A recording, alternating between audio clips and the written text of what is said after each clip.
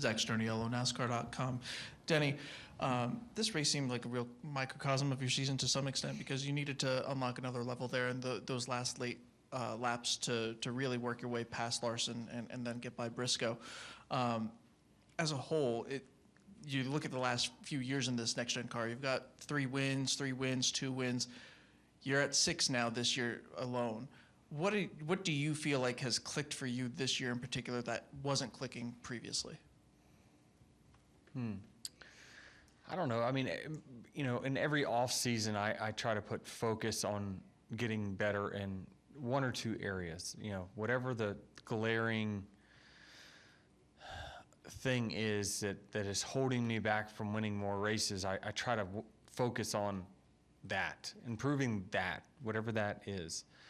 And so, I don't know. I think that this is as strong as JGR's cars have been in some time. I think that's a factor. I think Toyota is doing a fantastic job with everything they bring to the table. I think that it's just, the cars are as good and as fast as they've ever been.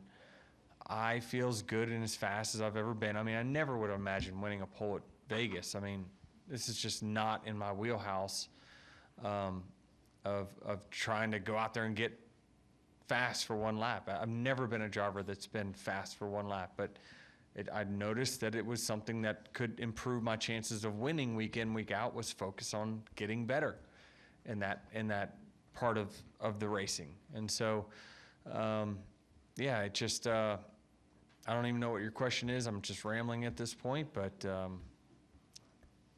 it's things are going well. And Chris Gale's bringing obviously some different stuff to the table too. I mentioned it with when we talk about qualifying. I think Chris Gabehart loves to run good on Sundays, and he's willing to sacrifice Saturdays to do it. And Chris Gale is maybe a little bit more of a let's put the whole weekend together. And so I give full credit to Chris Gabehart for putting the team together. He's really the one that kind of rejuvenated my career 5 or 6 years ago, and took me from a guy that didn't win a race in 2018 to winning a lot in the next few years, and obviously instilling in me a work ethic and a process that allows me to prepare for each weekend. I finished the driver's meeting and hauled ass back to the bus today because I was like, there's one more thing I need to look at that I just think I might have overlooked. And maybe it was the difference. Maybe not. But I never want to leave any stone unturned. And I'll never compromise, knowing that when I get in, I've done everything that I have to do to go win. Jerry Jordan, KickingTheTires.net. Do you think the 7 hours of sim played a part in those closing laps there? I'm not really sure. Who knows?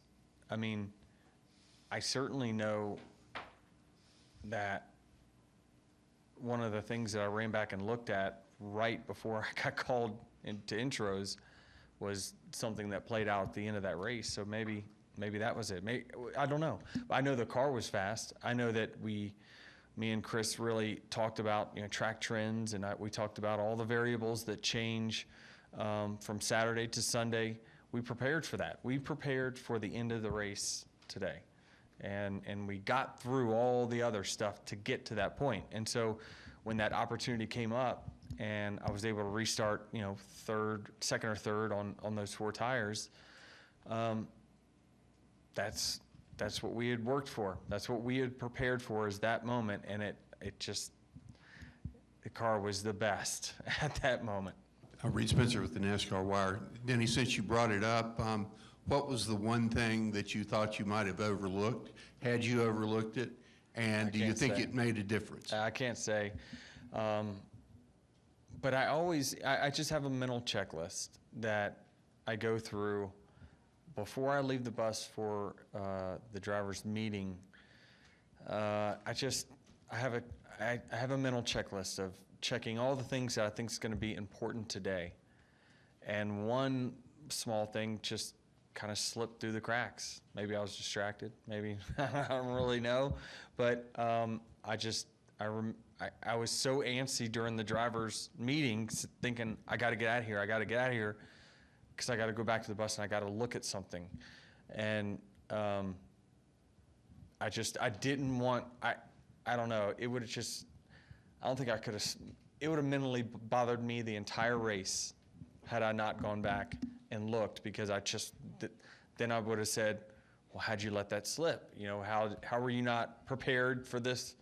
You know, had you known this, then you would have been in a better position to win. So it's just a weird way that my brain works.